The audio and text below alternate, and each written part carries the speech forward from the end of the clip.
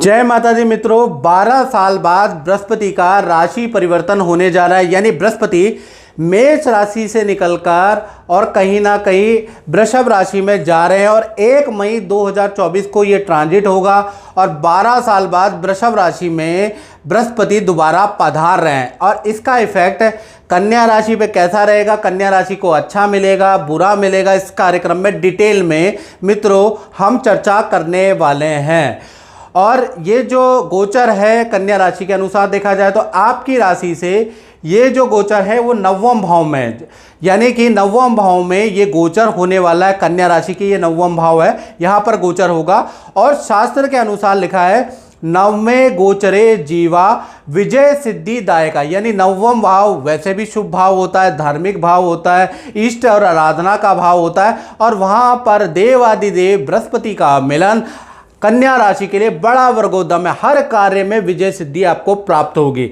चलिए 9वें भाव में क्या क्या रिजल्ट 29 मार्च 2025 तक कन्या राशि को मिलने वाले हैं, इसके बारे में चर्चा कर लेते हैं। तो 9वें भाव में बृहस्पति का गोचर एक तो आपको धार्मिक बनाएगा, किसी धार्मिक संस्था से आप जुड़ेंगे, मंत्र का उच्चारण करेंगे, कुछ धार्मिक किताबें आप पढ़ेंगे, किसी पंथ को आप फॉलो करेंगे। ऑटोमेटिकली अगर आप नास्तिक भी हुए ना मित्रों, तो ये जो बृहस्पति है आपको आस्तिक बनाएगा, आपका दान धर्म किसी संस्था से जुड़ने का मन करेगा। साथ ही साथ आपके अंदर जो 9वें में बृहस्पति बैठा है वो कन्या राशि के अंदर इंट्यूशन पावर अब बढ़ जाएगी आपकी, यानी दूसरों को पहचानने की, आगे का देखने की, आगे का अनुमान लगाने की जो इंट्यूटिव पावर है वो आपको बृहस्पति प्रदान करेगा, जो आपके लिए बड़ा लाभकारी होगी। बहुत सारे निर्णय इस इंट्यूशन पावर की वजह से आपके सही होने वाले हैं, तो इससे आपको बहुत फायदा मिलेगा। साथ ही साथ 9वें भाव में बृहस्पति विदेश से संबंधित कार्यों के लिए भी लाभदायक है। विदेश जाना हो, वीजा का अप्लाई हो, विदेश में नौकरी करना चाहते हो, विदेश में पढ़ने जाने जाते हो, तो विदेश संबंधी कार्यों में भी सफलता ये 9वां बृहस्पति दिलाएगा। साथ ही साथ 9वां बृहस्पति आपको गुड एडवाइजर भी बनाएगा, यानी अब आप लोगों को निस्वार्थ एडवाइस देते हुए नजर आएंगे, यानी आपकी एडवाइस लोगों को सूट भी करती हुई नजर आएगी, तो यहाँ पर आप अच्छे सलाहकार भी बनेंगे।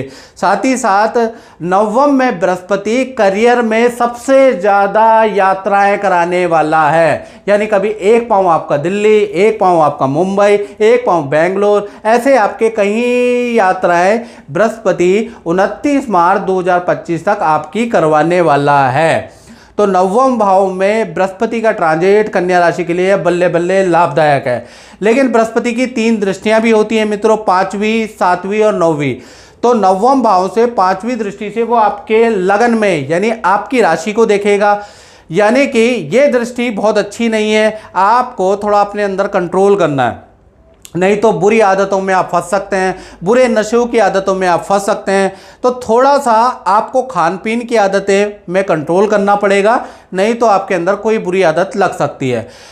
और 9वें भाव से बृहस्पति की 7वीं दृष्टि आपके 8 नंबर जहाँ लिखा है वह तृतीय भाव पे है। तो यहाँ पर देखा जाए तो लेखन, साहित्य, काव्य, संगीत में आपका शौक जागृत होगा। आप कवियों को थोड़ा सीरियस होकर सुनने लगेंगे, गोष्ठियों में जाने लगेंगे, साहित्य में आपकी रुचि, गीत संगीत में आपकी रुचि बढ़ जाएगी।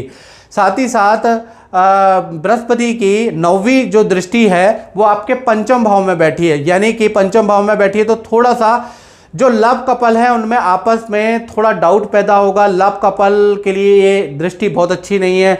प्रेम में संदेह होगा, प्रेम में वाद विवाद ज़्यादा रहेगा, या फिर आपकी संतान है और बड़ी संतान है कन्या राशि की, तो संतान से वाद विवाद रह सकते हैं इस दृष्टि के कारण। तो कुल मिला के देखा जाए तो कन्या राशि खुद के लिए तो ये जो गोचर है बहुत लाभकारी है, लेकिन संतान और लव कपल के लिए बहुत अच्छी दृष्टि नहीं है।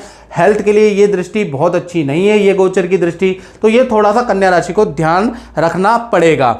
और मित्रों ये तो जनरल प्रेडिक्शन है और कहा जाता है जन्म पत्रिका हर कोई बाँचे, कर्म ना बाचे कोई। क्योंकि कुछ लोग कहते हैं कि भाई आप गुरुजी बहुत कुछ बताते हैं, हम पे तो कुछ सूट नहीं करता। वहीं कुछ कन्या राशि वाले कमेंट में ये भी लिखते हैं कि जो आप बताते हो 100% सही होता है। तो दोनों ही कन्या राशि वाले हैं, राम और रावण की भी एक ही राशि थी, तो कहीं ना कहीं देखा जाए तो कहा जाता है जन्म पत्रिका हर कोई बाचे, कर्म ना बाचे कोई, सिर्फ कर्मों का फेर है।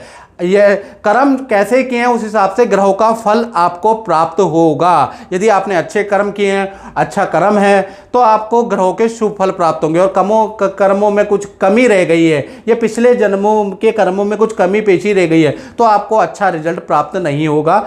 और आपको ज़्यादा डिटेल में अगर आपको अपने बारे में जानना है, किसी गंभीर समस्या से कन्या राशि वाले ग्रसित हैं, तो मेरा व्हाट्सएप नंबर आ रहा है। देश में रह रहे हैं, विदेश में रह रहे हैं, जंगल में रह रहे हैं, कोनों में रह रहे हैं, रेत में रह रहे हैं, बिल्डिंग में रह रहे हैं, ये जो मेरा व्हाट्सएप नंबर आ रहा है 7210124289, इसको स्क्रीनशॉट लेके सेव रखें, काम आएगा। आप अपनी कुंडली का एनालिसिस करा सकते हैं, टेलीफोनिक अपॉइंटमेंट ले सकते हैं, उसका छोटा सा शुल्क भी रखा गया है, तो वो शुल्क पे करके आप टेलीफोनिक अपॉइंटमेंट मित्रों ले सकते हैं। मित्रों, इस कार्यक्रम में बस इतना ही, मुझे दीजिए इजाजत। जय माता दी।